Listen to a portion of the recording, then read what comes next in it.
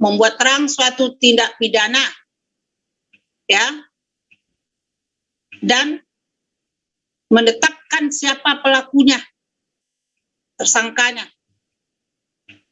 Sehingga sesudah dicari itu akan berusaha untuk mencari maksimum alat bukti seperti yang pada 184 ada keterangan saksi, dicari itu saksinya, ada keterangan ahli, diminta itu ahli, ada surat, dicari itu bukti-bukti surat, ada petunjuk, mana itu petunjuk penyesuaian terhadap kejadian yang satu dengan yang lain, dan kemudian baru keterangan terdakwa. Paham? Duduk masalah itu dulu, baru saya lanjutkan. Untuk mencari dan mengumpulkan barang bukti tersebut, perlu dilakukan upaya paksa. Upaya paksa itu bentuk tindakan, ya, daripada penegak hukum, antara lain penyidik, untuk melakukan penangkapan, penahanan, penyitaan, perampasan, dan pemeriksaan surat-surat dalam rangka mempercepat proses pembuatan BAP, berita acara pemeriksaan, supaya perkara bisa dilimpahkan ke tingkat penuntutan. Paham? Di mana itu diatur? Sekarang buka KUHP.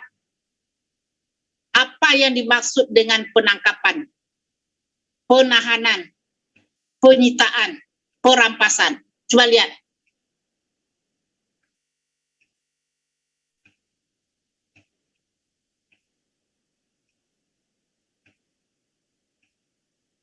Berapa lama penangkapan pada tingkat penyidikan? Berapa lama, berapa lama penahanan pada tingkat penyidikan? Coba baca. Di mana itu diatur? Dan diperpanjang jika tidak selesai oleh penuntut umum. Berapa lama? Coba buka KUHP cepat. Pasal 1 bab 1, Bu. Silakan.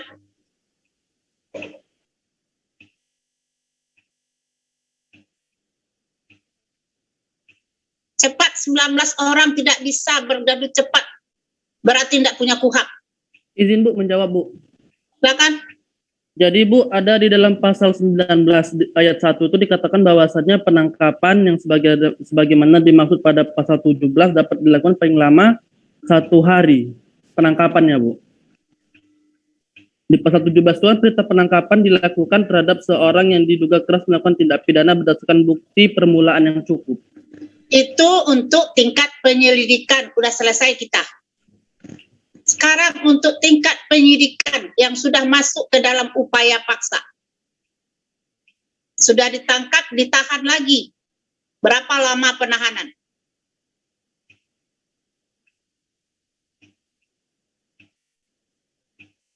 Kita sudah masuk tingkat penyidikan dan penyelidikan lagi, Habib. Sekarang berapa lama penahanan upaya paksa yang kedua dilakukan? Pada tingkat penyidikan, dia beda-beda. Penahanan pada tingkat penyidikan, penahanan pada tingkat penuntutan, penahanan pada tingkat pemeriksaan. Siapa yang melakukan? Penyidik, penuntut umum, dan hakim. Nah, coba buka pasalnya, cepat. 18-19 orang mencari aja nggak dapat pasalnya. Masuk ke penahanan. Bu, izin Bu, ini dalam tingkat penyidikan kan, Bu? Kalau menurut pasal 24 butir 1, Bu, perintah penahanan yang diberikan oleh penyidik sebagaimana dimaksud dalam pasal 20 hanya berlaku paling lama 20 hari. Ya. Ya, di pasal 24 tadi, Bu. Terus? Lalu pada butir 2 jangka waktu sebagaimana tersebut pada ayat 1, apabila diperlukan guna kepentingan pemeriksaan yang belum selesai, dapat diperpanjang oleh penuntut umum yang berwenang untuk paling lama 40 hari. Catat dengan penamu. 20 tambah 40 berapa? 60, Bu. 60. Nah, ini kita harus ingat ini nanti pada tingkat pemeriksaan saja tidak bisa orang itu ditahan berapa lama kira-kira sampai ke pengadilan. Nah, Anda harus lihat itu. Ya, catat sekarang tingkat penyidikan 20 dan diperpanjang 40. Sudah 60 hari itu. Berapa tuh? Sudah 2 bulan orang ditahan kan? Baru di tingkat penyidikan. Ya. Ya. Nah, sekarang berapa lama di tingkat penuntutan? Coba lihat. 20 hari, Bu. Dalam penuntut umum, Bu. Terus kalau Lalu- tidak selesai 30 hari itu, Bu. Setelah itu, Bu. Hah? Pada awalnya oleh penuntut umum paling lama 20 hari, Bu. Lalu pada butir 2 apabila tidak selesai diperpanjang menjadi 30 hari, Bu. Nah, 250. 60 tambah 50 udah 110 hari. Dah. Belum ada putusan hakim kan? Belum. Sekarang pemeriksaan di pengadilan berapa lama?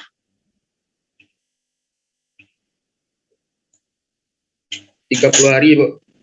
Terus Lalu apabila diperlukan guna kepentingan pemeriksaan yang belum selesai dapat diperpanjang oleh Ketua Pengadilan Negeri yang bersangkutan paling lama 60 hari. dah. Berapa Soal semuanya itu orang lama ditahan? 110 menjadi 200 hari. 200 hari ini berapa bulan?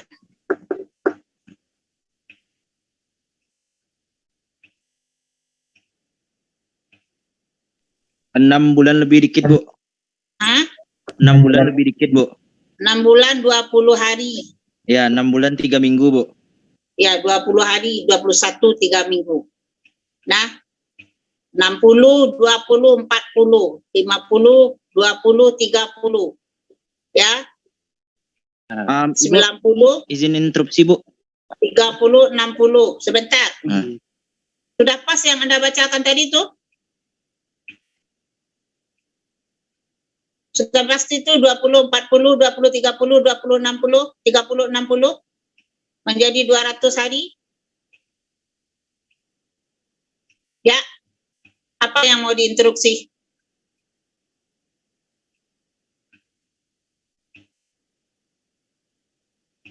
Silakan, apa yang mau diinstruksi? Izin, Bu, izin bertanya. Maksudnya kalau yang lihat baca itu kan maksimal penahanan itu bagi seorang narapidana itu adalah 20 tahun atau seumur hidup ya, Bu. Lalu Sebentar. pertanyaan, Sebentar, kamu belum selesai topik orang, kamu sudah melebar ke yang lain-lain. Tidak ada kaitannya. Nanti ada ruangnya untuk itu. baik, Bu.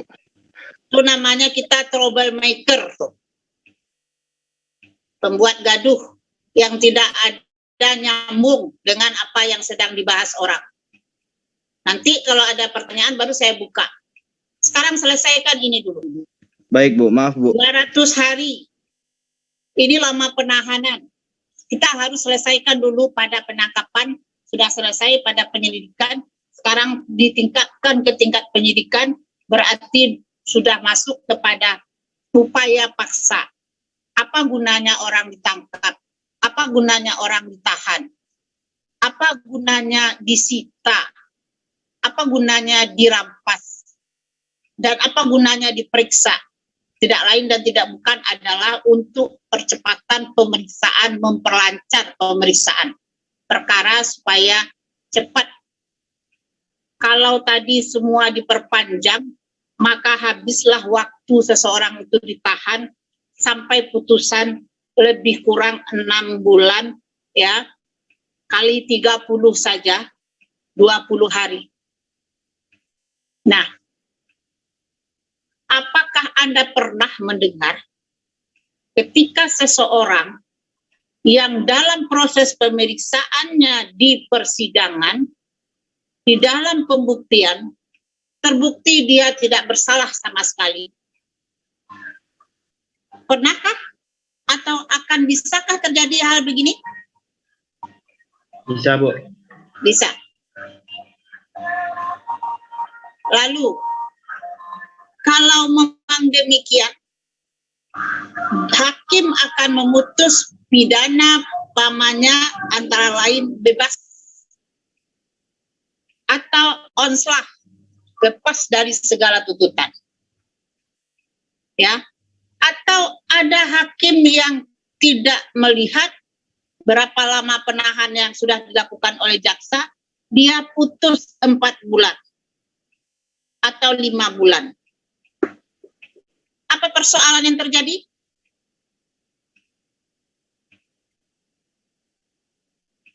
Tentu persoalan terjadi adalah sangat-sangat bertentangan dengan hak asasi manusia orang.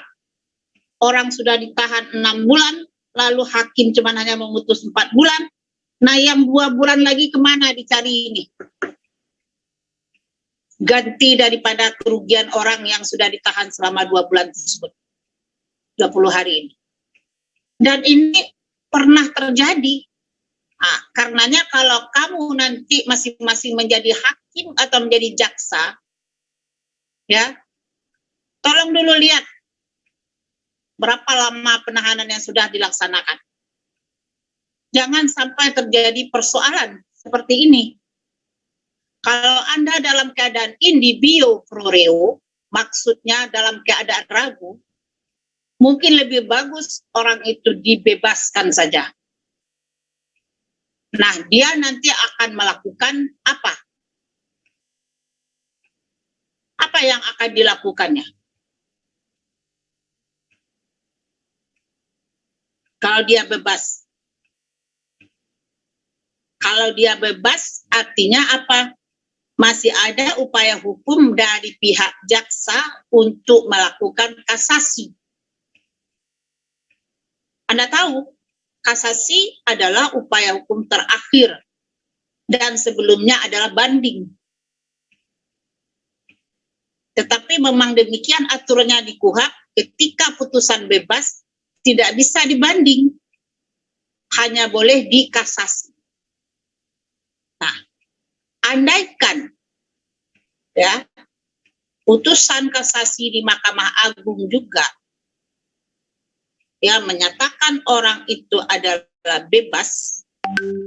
Nah, sementara dia sudah mengalami penahanan pada tingkat banding dan tingkat kasasi, ya, dan orang ini harus didampingi penasihat hukum untuk menuntut haknya, ya, ganti rugi dan rehabilitasi. Paham itu? Ya, kepada siapa? Kepada negara.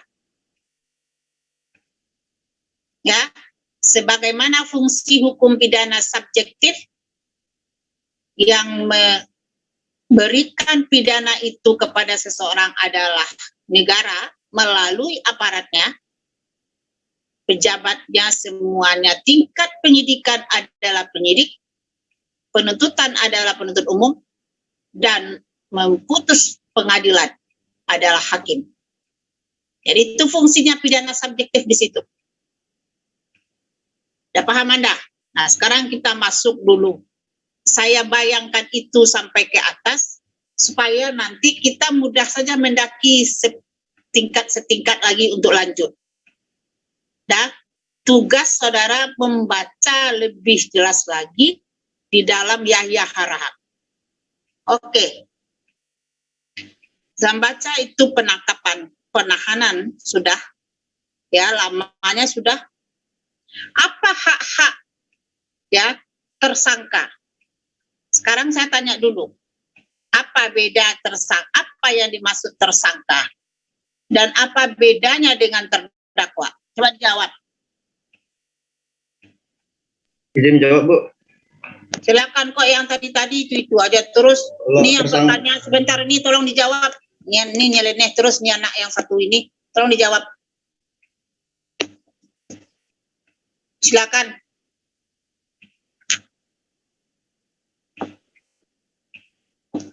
Yang bertanya sebentar ini, yang pidana. Baik, Bu. Tolong dijawab.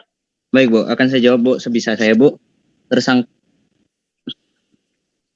Tersangka itu adalah seorang karena perbuatannya atau keadaannya berdasarkan bukti permulaan patut diduga sebagai pelaku kejahatan, Bu. Sedangkan terdakwa seorang tersangka yang dituntut di dalam dan diadili di dalam pengadilan, Bu. Halo, Ibu. Ya, sebenarnya itu Anda menjawab itu ya. Tolong jawab dengan baik. Konsep KUHAP apa? Sudah dibuka KUHAP?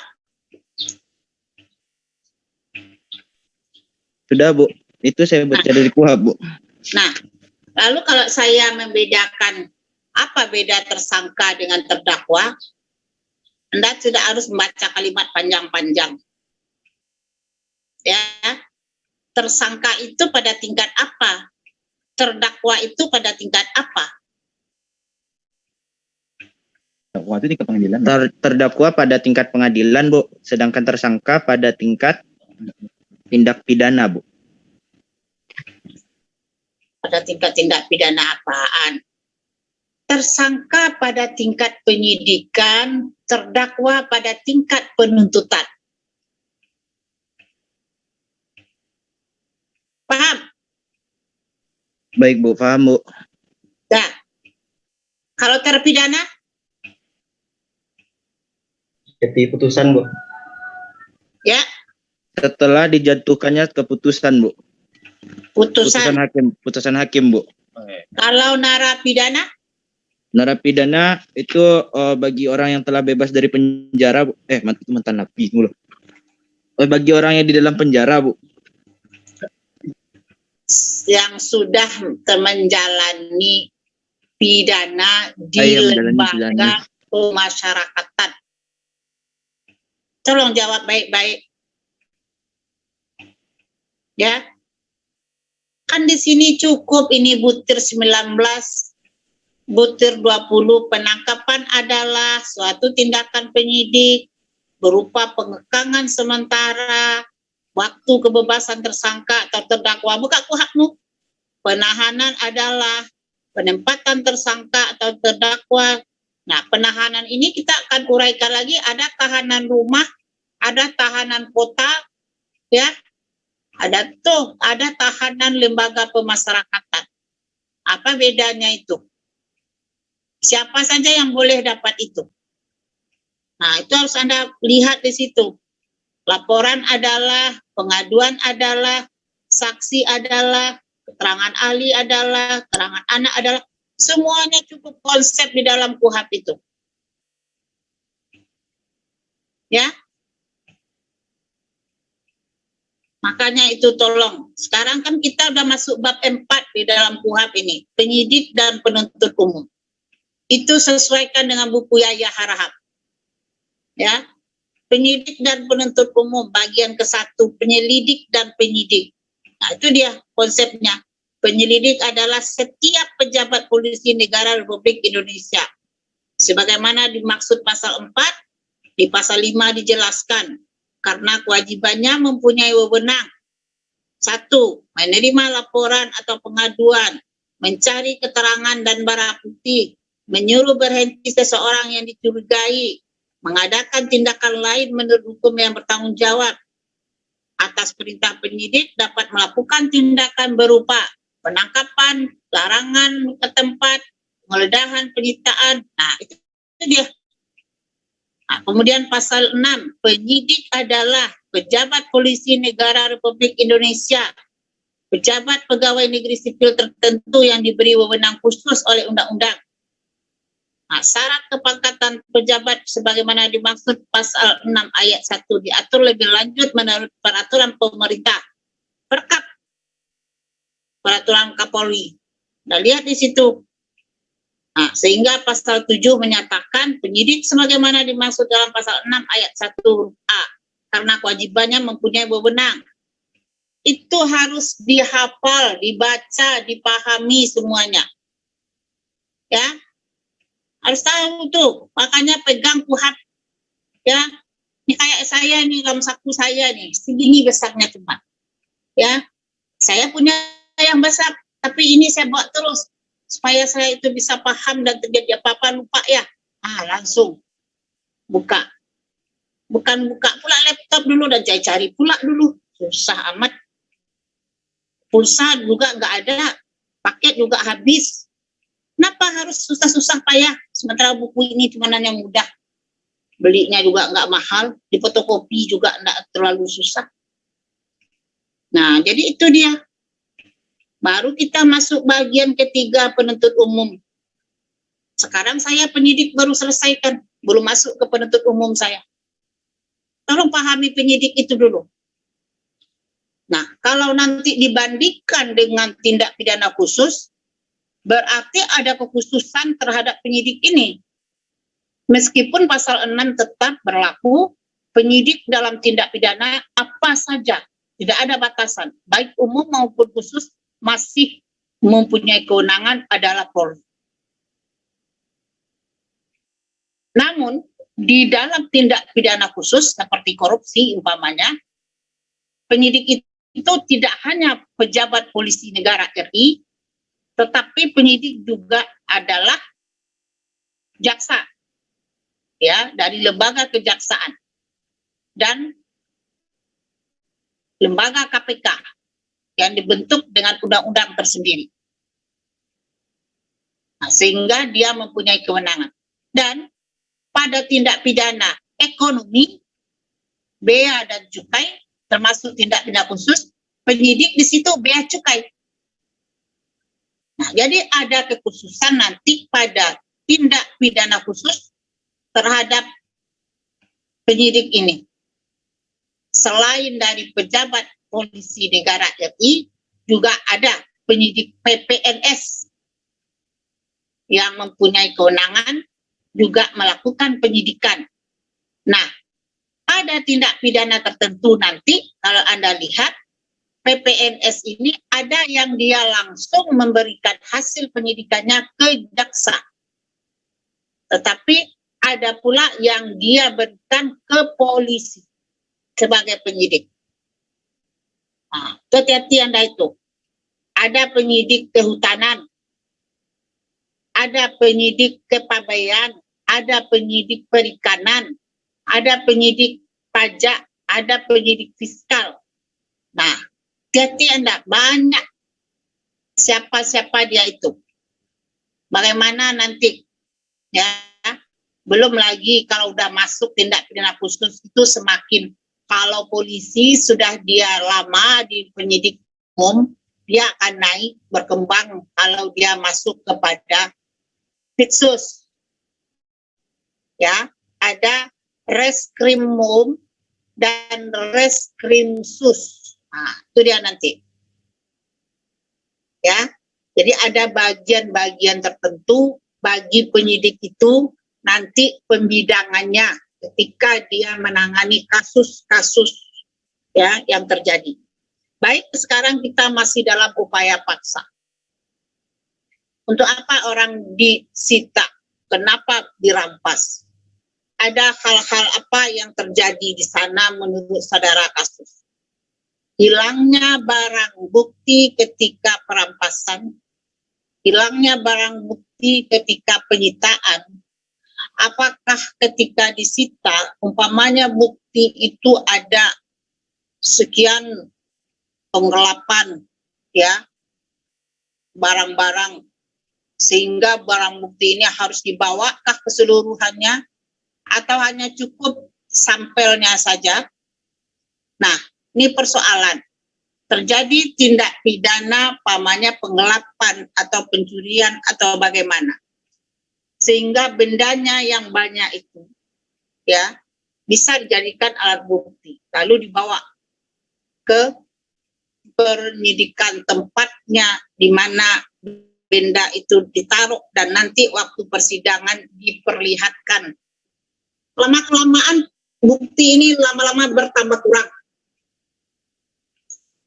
Nah, seandainya nanti dalam putusan barang bukti, nggak lihat Ya, kita mengenal barang bukti dan alat bukti. Buka KUHP, apa beda barang bukti dengan alat bukti?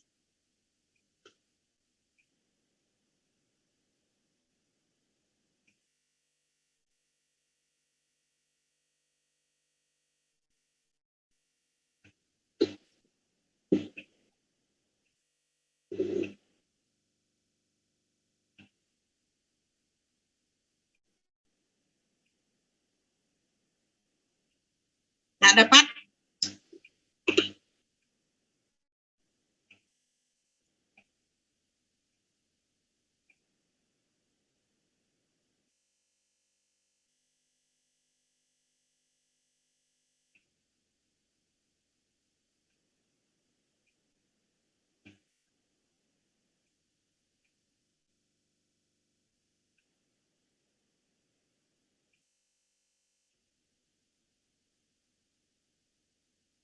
Nggak dapat?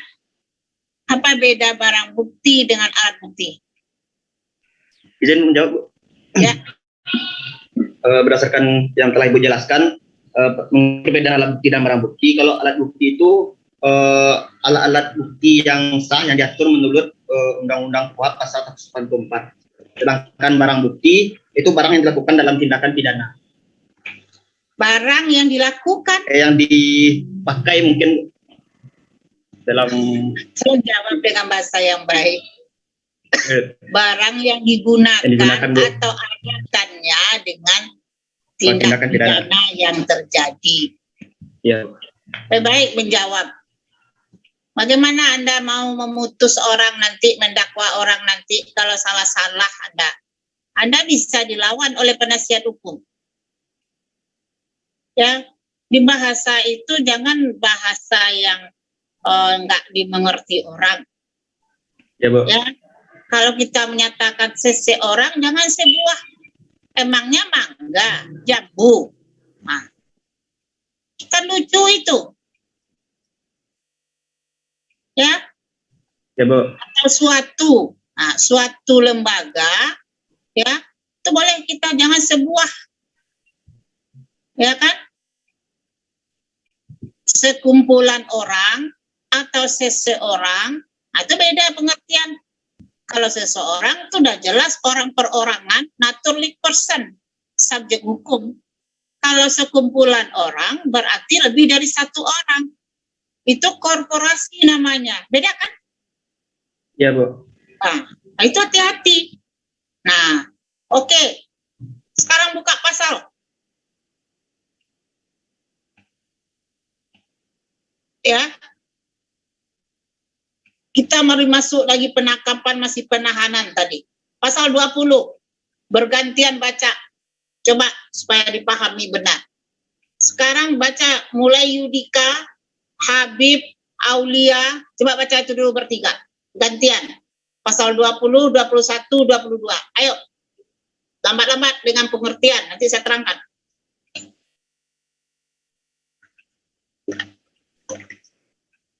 Aku penahanan ya, Bu.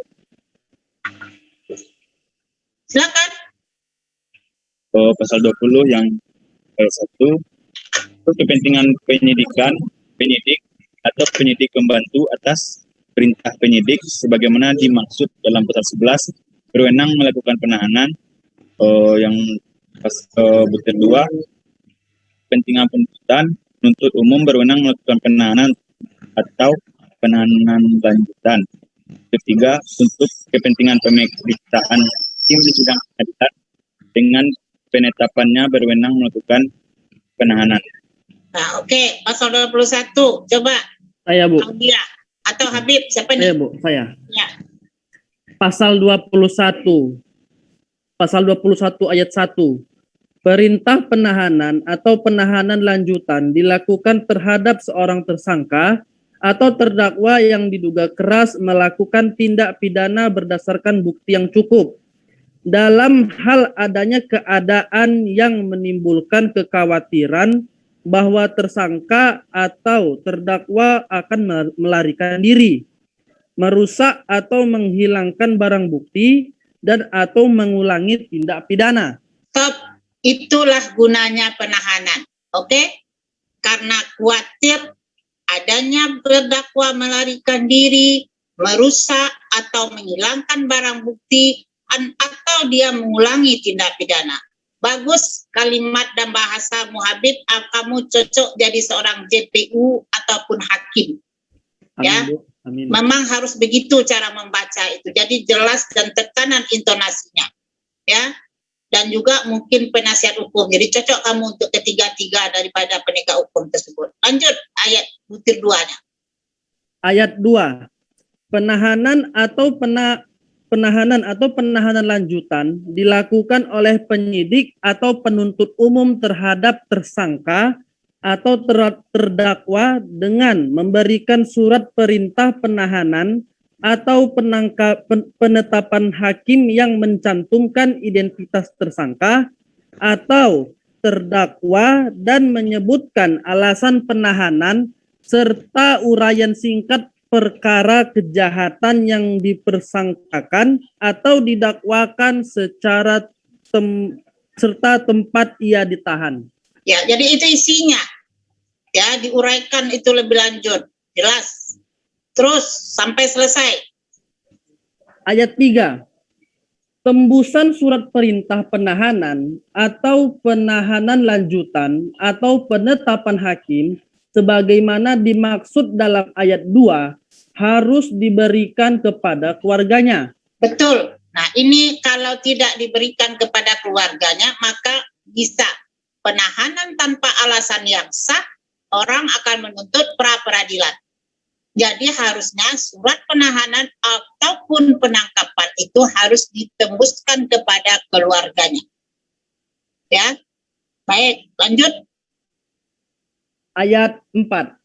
Penahanan tersebut hanya dapat dikenakan terhadap tersangka atau terdakwa yang melakukan tindak pidana dan atau percobaan maupun pemberian bantuan dalam tindak pidana tersebut dalam hal A. Tindak pidana itu diancam dengan pidana penjara 5 tahun atau lebih. B. Tindak pidana sebagaimana dimaksud dalam pasal 282 ayat 3, pasal 296, pasal 335 ayat 1, pasal 351 ayat 1, pasal 353 ayat 1, pasal 372, pasal 378, pasal 379A, pasal 453, pasal 454, pasal 455, pasal 459, pasal 480. Oke, stop. Nah, tolong dipahami.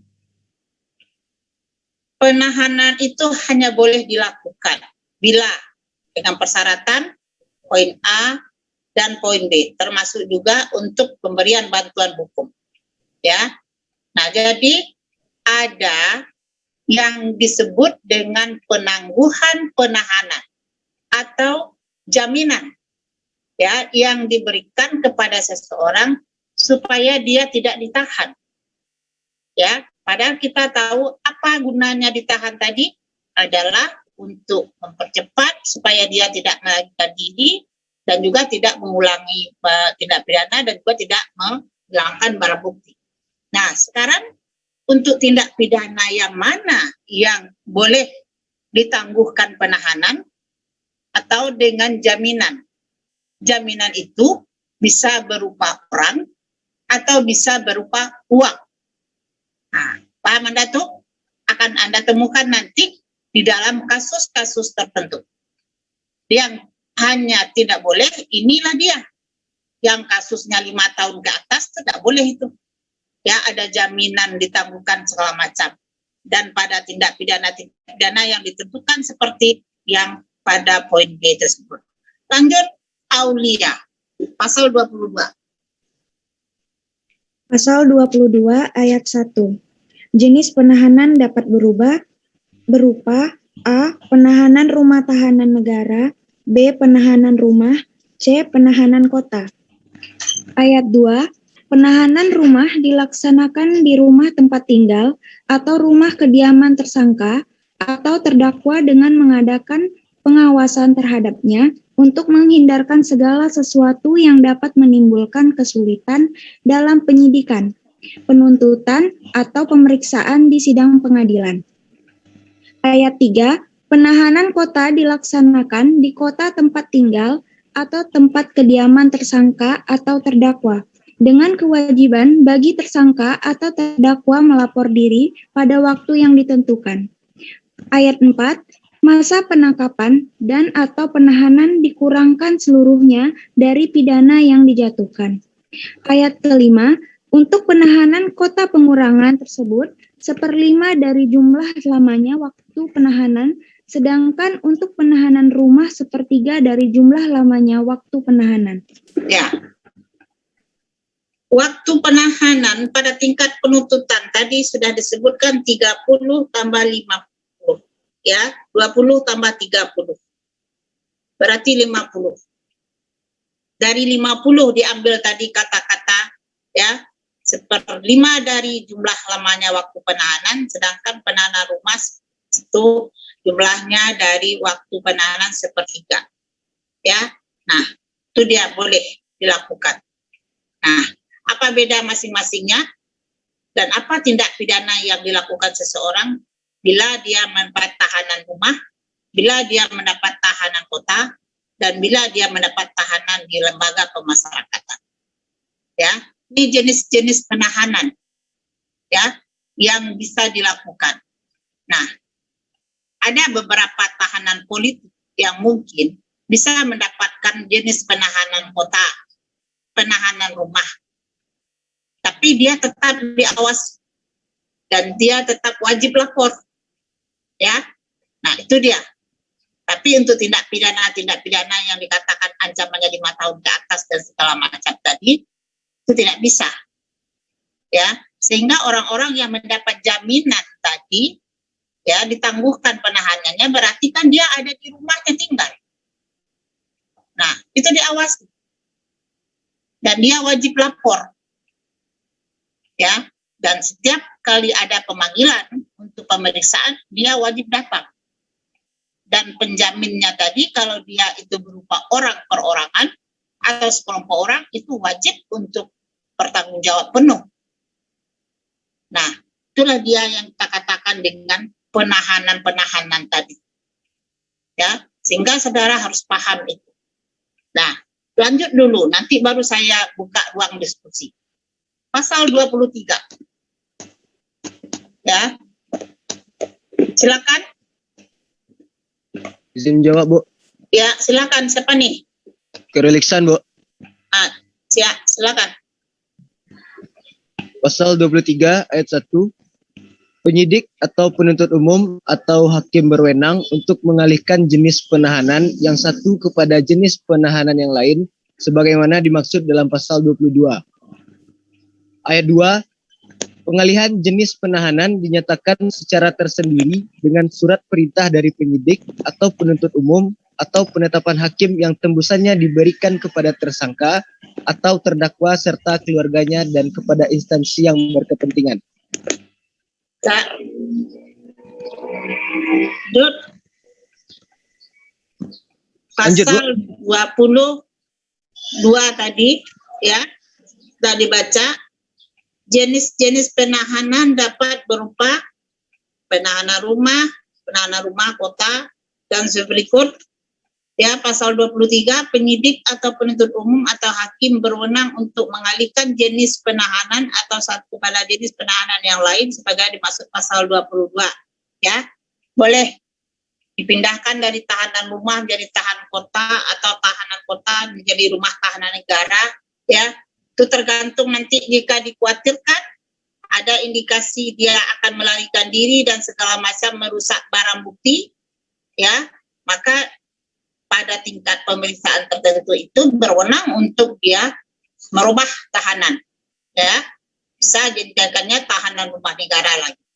Nah, pengalihan jenis penahanan dinyatakan secara tersendiri dengan surat perintah dari penyidik atau penuntut umum atau penetapan hakim serta keluarganya kepada instansi yang berkepentingan. Nah, itu juga selalu ada tembusan yang disampaikan. Oke. Nah, kemudian lanjut pasal 24 berikut. Silakan. Andre Raymond. Ya, Bu, izin jawab, Bu. Ya. Pasal 24 ayat 1. Perintah penahanan yang diberikan oleh penyidik sebagaimana dimaksud dalam pasal 20 hanya berlaku paling lama 20 hari. Ayat 2. Jangka waktu sebagaimana tersebut pada ayat 1, apabila diperlukan guna kepentingan pemeriksaan yang belum selesai, dapat diperpanjang oleh penuntut umum yang berwenang untuk paling lama 40 hari. Ayat 3, ketentuan sebagaimana tersebut pada ayat 1 dan ayat 2 tidak menutup kemungkinan dikeluarkannya tersangka dari tahanan sebelum berakhir waktu penahanan tersebut, jika kepentingan pemeriksaan sudah terpenuhi. Ayat 4, setelah waktu 60 hari tersebut, penyidik harus sudah mengeluarkan tersangka dari tahanan demi hukum. Ya, Lanjut, Bu. lanjut. Pasal 25 ayat 1. Perintah penahanan yang diberikan oleh penuntut umum sebagaimana dimaksud dalam pasal 20 hanya berlaku paling lama 20 hari. Ayat 2. Jangka waktu sebagaimana tersebut pada ayat 1, apabila diperlukan guna kepentingan pemeriksaan yang belum selesai, dapat diperpanjang oleh Ketua Pengadilan Negeri yang berwenang untuk paling lama 30 hari. Ayat 3, ketentuan sebagaimana tersebut pada ayat 1 dan ayat 2 tidak menutup kemungkinan dikeluarkannya tersangka dari tahanan sebelum berakhir waktu penahanan tersebut, jika kepentingan pemeriksaan sudah terpenuhi. Ya. Ayat 4, setelah waktu 50 hari tersebut, penuntut umum harus sudah 60 mengeluarkan... hari, bukan 50 hari, 60 hari di sini. Berarti 20 diperpanjang 30 berarti kok 60, 50 ya? 50, Bu. Ya. Ya. Penuntut umum harus sudah mengeluarkan tersangka dari tahanan demi hukum. Ya. Kalau tidak dikeluarkan berarti melanggar hak asasi orang. Ya. Nah, di situ dia tuh kalau penuntut umum tidak mengeluarkan orang, ternyata nanti dia sudah habis masa pertahanannya, nggak selesai-selesai juga. Ya, dia harus dikeluarkan demi hukum. Kenapa? Hukum sudah mengatur masa tahanannya sudah habis. Ya, harus dikeluarkan. Kenapa tidak selesai juga proses pemeriksaannya? Jadi penghentian penuntutan jadinya lagi. Ya. Nah, itu di situ harus hati-hati jaksa penuntut umum. Ya. Kalau lihat masa tahanannya dia, kalau belum selesai juga, hentikan penuntutan aja. Ya. Sebenarnya penghentian penuntutan itu hanya untuk kepentingan umum, deponir namanya, ozas oportunitas. Karena penghentian penuntutan tanpa alasan yang jelas, penuntut umum bisa di pra-peradilan. Ya, pra-peradilan, dituntut. Ya. Nah, maka dengan demikian hati-hati kalau jadi penuntut umum, jadi hakim nanti, jadi penegak hukum, lihat undang-undang dan lihat apa yang sudah Anda laksanakan. Baik, Saudara Diva. Siap-siap Iklima, baca pasal 25. Pasal 25 sudah dibacakan tadi, Bu. Ya. Pasal 26 lagi, Bu. Ya, pasal 26 ya. Iya, Bu. Baik, pasal 26 ayat 1, Hakim Pengadilan Negeri yang mengadili perkara sebagaimana dimaksud dalam pasal 84 guna kepentingan pemeriksaan untuk paling lama 30 hari. Pasal 26 ayat 2, jangka waktu sebagaimana tersebut pada ayat 1 apabila diperlukan guna kepentingan pemeriksaan yang belum selesai dapat diperpanjang oleh Ketua Pengadilan Negeri yang bersangkutan untuk paling lama 60 hari. Ayat ketiga, ketentuan sebagaimana tersebut pada ayat 1 dan ayat 2 tidak menutup kemungkinan dikeluarkannya terdakwa dari tahanan sebelum berakhir waktu penahanan tersebut, jika kepentingan pemeriksaan sudah terpenuhi. Jadi boleh, Ayat tidak harus keempat. habis, tidak harus dihabis 90 hari. Kalau sudah selesai pemeriksaan, dia harus sudah bisa, ya. Nah, jadi tidak harus ditunggu. Tapi kalau belum selesai, itu jadwalnya. Enggak juga selesai, orang harus dilepas, ya kan? Nah, jadi terus. Yang 4. Ayat keempat, setelah waktu 90 hari, walaupun perkara tersebut belum diputus, terdakwa harus sudah dikeluarkan dari tahanan demi hukum. Nah, jadi begitu. Hati-hati. Jadi memang betul-betul diperhatikan hak-hak tersangka dan terdakwa itu sesuai di dalam aturan undang-undang yang ada. Namun banyak keteledoran karena kekurang hati-hatian daripada pejabat penegak hukum ini, lupa diri, tidak melihat berapa lama tahanan sudah dilakukan. Kadangkala jaksa menuntut orang sudah 6 bulan ditahan, jaksa menuntut 4 bulan, hakim menjatuhkan 5 bulan. Atau sebaliknya, ya, itu kan keliru. Kemana nanti mau dicari? Di akhirat mau ditebus orang haknya, ya. Nah, jadi keadilan itu betul-betul terletak di tangan para penegak hukum itu. Dengan prinsip-prinsip keadilan dan kepastian hukum harus tegakkan, ya, aturan-aturan tersebut. Paham untuk jadi penegak hukum? Ya, ingat itu. Kamu diambil sumpah, ya, sumpahmu itu adalah sesuatu yang nanti akan bakal kamu terima pada suatu hari akhirat. Ya, dunia akhirat akan merasakan sumpahmu itu. Dunia dampak kepada anak cucumu sampai akhirat kamu yang menanggung sendiri nanti. Ya, hati-hati. Berikut pasal 27 I5.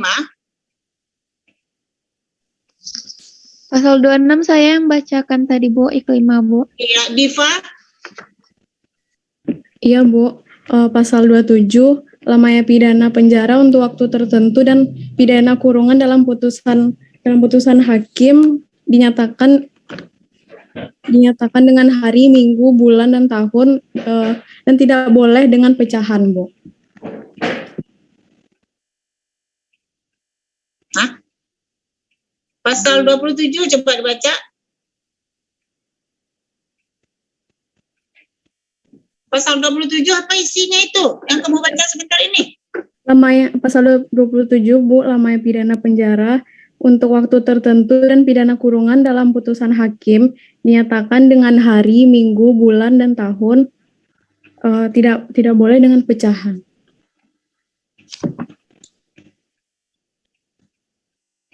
Kok beda dengan saya? Yang lain sama dengan yang dibaca itu. Itu KUHP, Bu. KUHP. Bukan KUHP. Bu, maaf, Bu. Pasal 27 yang pertama, sebelumnya maaf, Bu. Astagfirullahalazim. Kamu punya apa? KUHP dan KUHP. Iya, Bu, tadi salah baca, Jadi Bu. tidur kamu selama ini. Enggak, Bu, tadi salah lihat, Bu. Yang benar, pasal 27 yang pertama, hakim pengadilan tinggi yang mengadili perkara sebagaimana. Ini saya mengikuti kamu ini di sini, ha. Jangan asbun saja.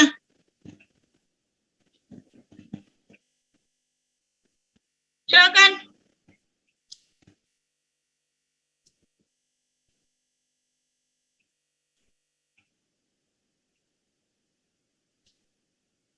Lagi kemana ingatanmu? Ya, Bu, maaf, Bu, tadi salah lihat, Bu.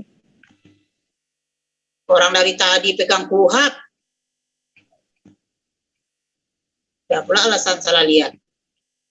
Emangnya kamu dari tadi tidak megang KUHP? Ada, Bu. KUHP yang kamu pegang, kenapa itu yang kamu baca?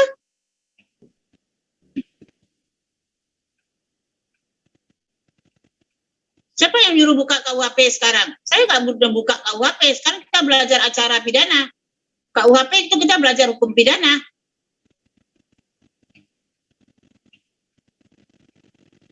Kan aneh ini mahasiswa. Itu namanya bagal lomo, awak namanya itu. Oh, bagal lomo. Campur dua saya.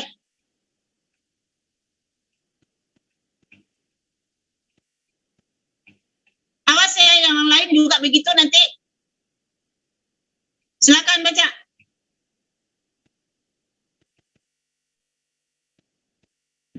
Pasal 27 Bu, yang pertama, hakim pengadilan tinggi yang mengadili perkara sebagaimana dimaksud dalam pasal 87 guna kepentingan pemeriksaan banding berwenang mengeluarkan surat perintah penahanan untuk paling lama 30 hari. Yang kedua, jangka waktu sebagaimana tersebut pada ayat 1 apabila diperlukan guna kepentingan pemeriksaan yang belum selesai dapat diperpanjang oleh ketua pengadilan tinggi yang bersangkutan untuk paling lama 60 hari. Yang ketiga, ketentuan sebagaimana tersebut pada ayat 1 dan ayat 2 tidak menutup kemungkinan dikeluarkannya terdakwa dari tahanan, Bu. Terus baca pasal 28. Biar puas membaca KUHP.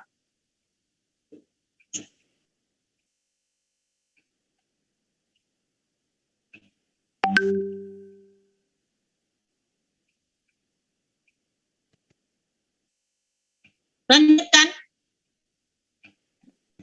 Pasal 28 Bu, yang pertama, hakim Mahkamah Agung yang mengadili perkara sebagaimana dimaksud dalam pasal 88 guna kepentingan pemeriksaan kasasi berwenang mengeluarkan surat perintah penahanan untuk paling lama 50 hari. Yang kedua, jangka waktu sebagaimana tersebut pada ayat 1 apabila diperlukan guna kepentingan pemeriksaan yang belum selesai dapat diperpanjang oleh Ketua Mahkamah Agung untuk paling lama 60 hari. Yang ketiga, ketentuan sebagaimana tersebut pada ayat 1 dan ayat 2 tidak menutup kemungkinan dikeluarkannya terdakwa dari tahanan sebelum berakhir waktu penahanan tersebut jika kepentingan pemeriksaan sudah terpenuhi. Yang keempat, setelah waktu 110 hari walaupun perkara tersebut belum diputus, terdakwa harus sudah dikeluarkan dan tahanan demi hukum.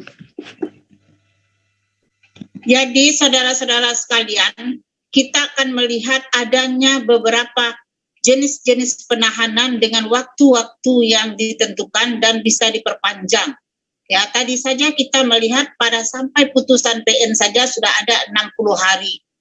Kemudian ternyata ketika putusan itu belum mempunyai kekuatan tetap, yakni masih adanya upaya hukum yang dilakukan oleh para pihak atau para pihak tidak menerima putusan tersebut. Seandainya para pihak pada putusan tahap awal di tingkat pengadilan menerima putusan dan tidak ada upaya hukum, maka putusan itu bisa mempunyai kekuatan hukum tetap. Jadi kapan suatu putusan pengadilan itu bisa mempunyai kekuatan hukum tetap? Bisa saja di tingkat pengadilan negeri, bisa saja di tingkat banding, dan bisa pula di tingkat Mahkamah Agung atau kasasi yang mempunyai pemeriksaan terakhir. Namun, seandainya pada tingkat putusan PN masih ada upaya yang kita kenal dengan upaya hukum berupa banding dan kasasi.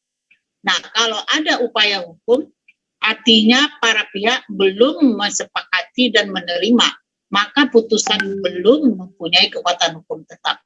Sehingga naik ke tingkat banding di pengadilan tinggi. Nah, selama itu pula, hakim pengadilan tinggi berwenang juga melakukan penahanan yang ditentukan sebagaimana yang dibaca